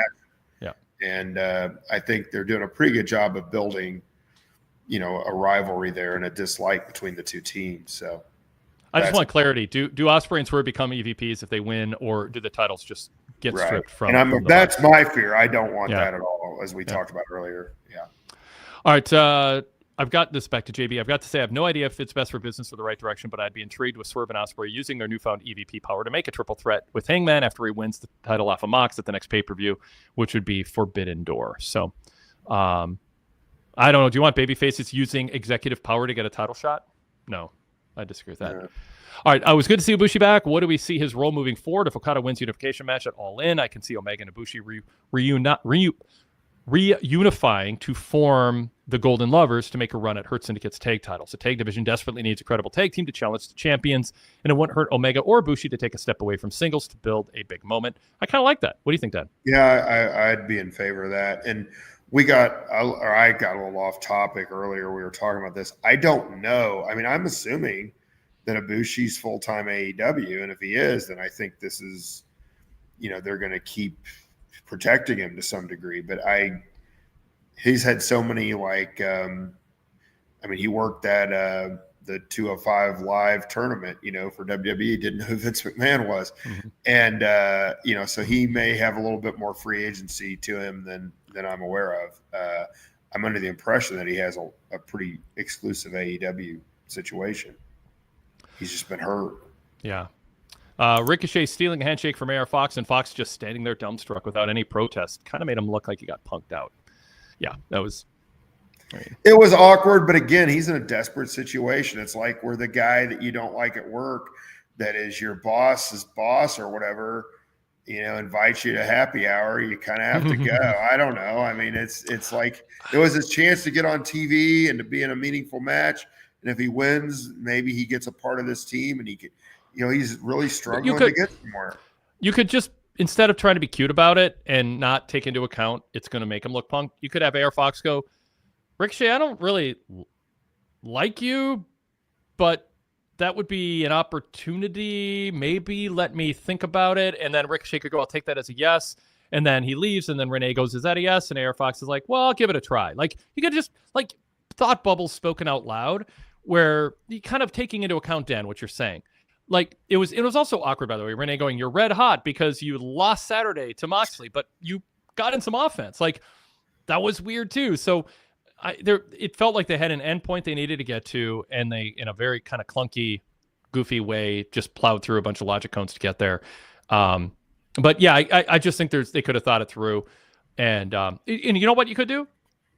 AR Fox, Renee could go, how do you feel about how you did against Moxley? And AR Fox is like, all these people are telling me I had a moral victory. I don't feel a moral victory. I'm frustrated. I think I'm talented. I think it can be better. Ricochet walks in and goes, I agree with you. I agree. And it's sort of the Karrion Kross, Sami Zayn thing.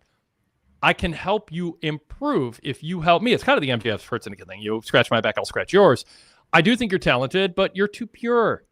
And obviously Moxley isn't, and he's world champion, and I'm not. And that's why I would rather have that than this charitable framing by Renee going, boy, you were game, as Michael Cole would say. You put in a game effort. Like, have AR Fox be frustrated he lost, and have Ricochet offer to take him to the next level. So again, we're hindsight 2020 and all that, but it's illustrative of the fact that it was clunky. A lot of people agree. I think it's pretty self-evident it was, and there's probably a better way to go about that. I have to plug in, Wade. That's why I just. I want to see more of your kitchen counter anyway. So good. I want to see what hot sauce brand you're using. Here's the tour of the house here. It's a wonderful thing if I don't fall down here. So yeah. Our podcast audience doesn't know that Dan is shifting his laptop because we're challenging his battery power. Yep. All right, cool. It's a fun tour. There you go. Now this is the Van Gogh painting poster in the background there that I could not get done. It was impossible. I bought it on sale at the Van Gogh exhibit, and sweet. It's the most impossible puzzle I've ever tried. Oh, wow. All right. I think Jet Speed needs to answer back strong against the Syndicate at least once before All In. It just can't be a few weeks of Hurt Syndicate beating up Jet Speed like losers. There has to be some doubt as to whether the Syndicate will retain at All In. It was a good sign the Syndicate got booed opposite of Jet Speed. Jet Speed is getting over as intended. Yeah, they've got some of Jet Speed, but I do think they need to protect them. They can't have them in the CM Punk humiliating position of being slammed through a table, and they just lay there. Well, MVP says, if they can stand, we'll give them a title shot. I don't think that's the strongest way to introduce and build up your challengers, who I do think have potential to be kind of a cult top tier tag team because they're super exciting and talented. And it's a fun dynamic between them, but it's underdeveloped, but the crowd is encouraging Tony Khan to do more for them. Yeah. I think I mentioned that earlier. I felt like they need a little more protection than what they got. I understand the Hurt Syndicates are stars. They're the champions, but, and they did jump them from behind, but man, they got destroyed. So I didn't care for that. Then JB says, Mark Briscoe can cut a hell of a pure babyface promo. Usually MJF gets a mix of cheers and boos, but Briscoe had the entire crowd on the palm of his hands. He even got them to chant empathy, LOL. I think it might actually be a good idea to have Briscoe win the men's casino gauntlet. He'd be a feel-good title program for a named Dynamite between All In and Forbidden Door. Yep. Was it a good idea to have both the men's and women's #1 gauntlet qualifier matches be back-to-back tonight? I think that's fine. I mean, we're used to. You want to start to give more focus on the pay-per-view. And at least now you can say the Casino Gauntlet with Chris Statlander #1 entry and Mark Briscoe #1 entry. So, yeah. I think they could have said we were going to separate them like the Money in the Bank matches or the Women's Rumble and have them bookend the show or something. But the Bucks screwed that up, by rearranging things. But, I mean, I'm fine with them being back-to-back. It just in and of itself, I don't mind them being back-to-back. I wonder where the Death Riders courting Chris Statlander is going. I actually think that at some point in the near future, Statlander shows up the Death Riders and aligns with her old friend Willow. With rumors of Shayna Baszler joining AEW when her non-compete is up, I could see her joining Marina in a tag team with the Death Riders to oppose Stat and Willow, perhaps ultimately culminating in an inaugural women's tag titles match. Yeah, this could actually be laying the foundation. Spoiler alert, JB, I guess, for Statlander, who's, I think trying to refine her character a little bit. It needed work all along. And there's a history with her and Willow. So, yeah, I could see Shafir and Baszler against Willow and Stat. Yeah. I hadn't thought of that. I do not dislike it by any means. I'm also good with, Statlander being kind of under the learning tree of Moxley and getting more vicious as well. But I hadn't thought of the Shayna Baszler possible. I do think of all the people that WWE didn't keep, that they dropped the ball the most with her. And although they were never going to really let her be at her best, and I think maybe in AEW she could be at her best, so it may be a win-win anyway. But I think that she would be someone I would endorse AEW pursuing. Yeah, for sure. I agree. And then finally he says, how much chicanery should we expect in the main event of All In? It feels like there are a lot of moving parts. Will it be similar to Cody Roman 2? As always, love the show, and everyone go VIP. So yeah, Hangman and Mox. There's a lot of moving parts, a lot of involved parties. What do you think? I'd rather they not do the chicanery, but I think we're going to see that, and I think it's almost inevitable that what's Swerve going to do. I mean, I think that I'd be surprised if that's not part of the story, for better or worse. And I understand it. I mean, some people really like that kind of intrigue. I always think you can just have your main event go straight up one-on-one, winner and a loser. I mean, I think back to All In last year and how I just, Danielson winning the title with maybe just a little bit of stuff from Nana at the most. Like, it was basically just straight up, and it was tremendous. And I think when you crown your world champion at the biggest show of the year, the focus should be on the new world champion and not anything else. Speaking of VIP, encourage people to check out a 7-day free trial. Search PWTorch VIP on Patreon or Spotify. Unlock all the VIP exclusive shows, and then the free shows like this one and our daily casts include versions of them where there aren't commercial break interruptions. So a lot of benefits come with that. You can also look into a full VIP membership that unlocks archives, gets you access to the ad-free website, the weekly Pro Wrestling Torch newsletter, VIP exclusive articles, including an excellent article last week by Alan Cunahan, a PW Torch columnist and VIP exclusive podcast host who wrote about the history of Arena Mexico.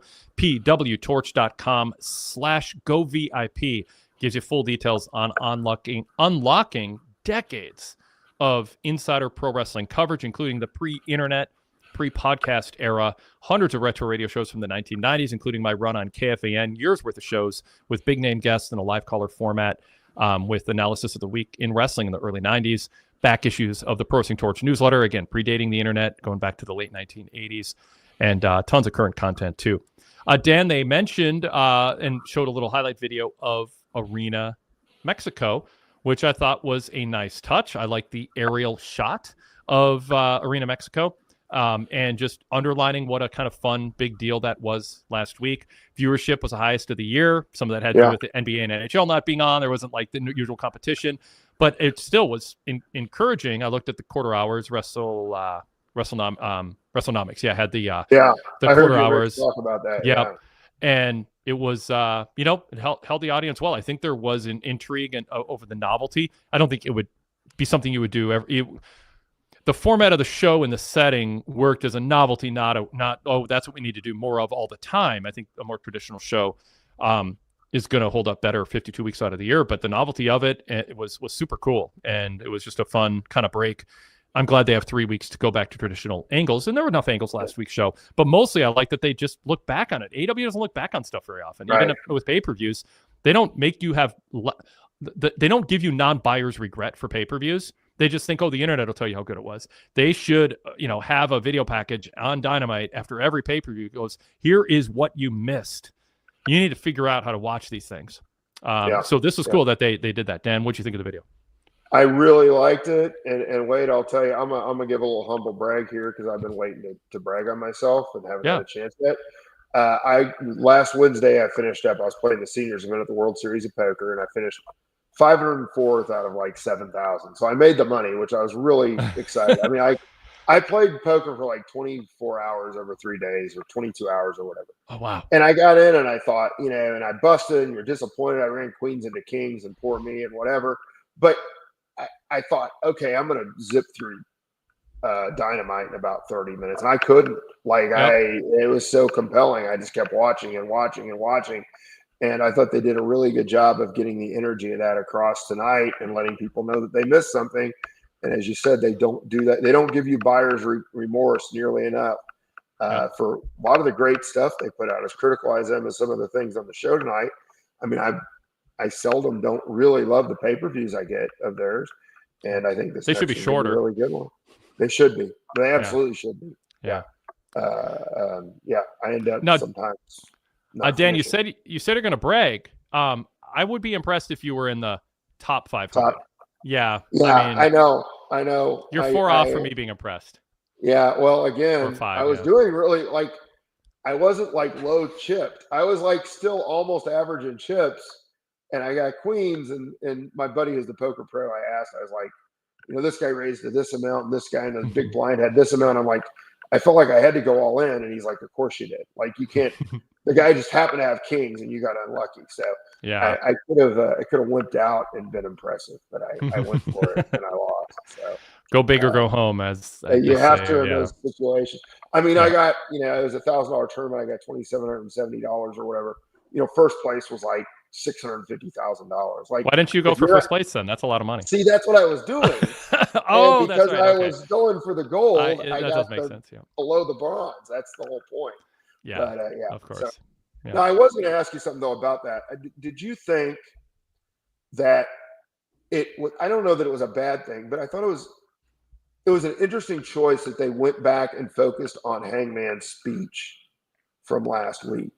Mm-hmm. And that's the one thing that they talked about, because it was unique to the Mexican audience, I feel like. And it was endearing, but they didn't really interpret it very well when he gave it. And then they came back, and I don't know. It's a little bit different from him going after Moxley, which is the focus of the TV. Yeah. I didn't know how I felt about it, so I thought I'd ask you. I don't think it was necessarily bad, but it also was a little bit off the narrative. They will run highlight packages less than I think they should, but it doesn't mean I want 7-minute video packages taking up an hour, 15 minutes of a 2-hour show. Don't caricaturize what I'm saying, as some people do. I think they should do recaps more often. I think that happened on Collision, or that happened last week on Dynamite, just to get your emotions going, set the table for what's happening next. But that wasn't the point of this video. The point of this video was we left a lot of cool footage on the cutting room floor of the atmosphere outside the arena, close-ups of the fans. It is a critically acclaimed show, and if you missed it, which, by the way, almost no one watching this week did, because the viewership was super high, and it's going to be probably down a little bit because the NBA draft this week, and just a weak lineup overall. This was not Ibushi's not going to pop a rating for you. He might be a fun guy to have and build up to your audience, and the Gauntlet qualifiers didn't have enough star power to be draw. So this was not a show that I think is going to match or beat last week. Nevertheless, if you watched last week, I think what they wanted to do is celebrate the international aspect, the culture, and basically make up for some lost ground, because they didn't do that very well last week. No. And that aerial shot of the arena, I mean, I pushed pause on it. I'm just looking, this is so cool. Like, those are probably the staircases with boarded up. It has so much history. It's like, there's so many vintage arenas that it'd be great if they were still around. I'd love to, I think the Dallas Sportatorium should have been protected as a historical site. I know. I'd go on a tour. I knew that's where you were going. Yeah. Yeah. Like, I went to Starcade 90, which was the last in the old Kiel Auditorium. So, and I was like, I knew I was getting somewhere special when I did that. And I don't think you can keep old arenas like the Spectrum in Philadelphia can't still be there. They got to, the St. Paul Civic Center, where I first saw my first AWA show, they had to tear that down to build XL Energy Center. I mean, you can't keep behemoths in a downtown. But I think the Sportatorium, they probably could have bought the land opportunity cost would have been pretty low. Yeah. And I mean, that would honestly be a tourist attraction. I don't know if maybe I'm blowing out of proportion the Von Erich Freebird nostalgia, and because I'm just, the target market for it. But my point is Arena Mexico is that. It is an old building with tons of history, and just it made AEW feel major league that there were that many people watching the United States, watching that many people care about Hangman, for instance, made Hangman seem like a bigger star. You can say, well, that's not the reason they did that. Well, it doesn't matter. The optics were Hangman was in front of a sellout crowd in its historical building, and they were going nuts for him. And he's probably going to be your world champion a month from now. So I thought that's the main purpose it served. It wasn't about the narrative of enforcing an angle. Cool. Yeah. I liked what they did overall. It was some of the focus was interesting to me. Yep. Anything else, Dan, you want to add before we sign off here? No, it's been a fun show, Wade. And, it was not like the biggest, most compelling show, but here we got an hour 45 out of it, and enjoyable discussion as always. And always like to be on the team. So thanks. Thank you, Dan. Thanks to the chat. Fun, spirited discussion. I enjoy the fact that we have people who disagree with each other in a civil way, where people concede points. They go, that's a good way of looking at it. I hadn't thought of that. Well, these aren't exact quotes, but like, we definitely have a great environment with the chat, and I encourage people who are listening to us on the podcast side to, if you want to join us live, if it's possible for you to do so, you can join in the chat. As always, search Wade Keller, search PWTorch, subscribe to all of our podcasts. We have 4 feeds that are free, 3 that are updated on a daily basis with current stuff and flashbacks. Definitely worth doing. And of course, we encourage even more, upgrade to a VIP membership. Thank you, everybody, again, and we'll talk to you Friday night after SmackDown.